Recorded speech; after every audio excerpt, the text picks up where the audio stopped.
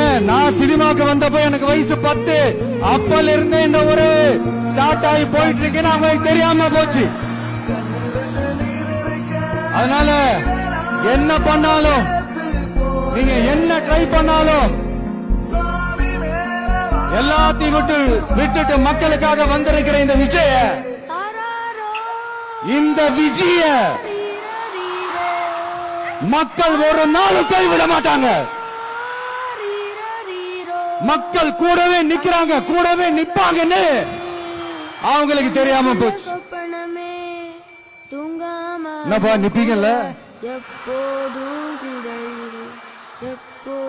உங்களை நம்பிதாப்பா வந்திருக்கிறேன். அதான் இந்த சத்தம் தாங்க வாழ்நாள் பூரா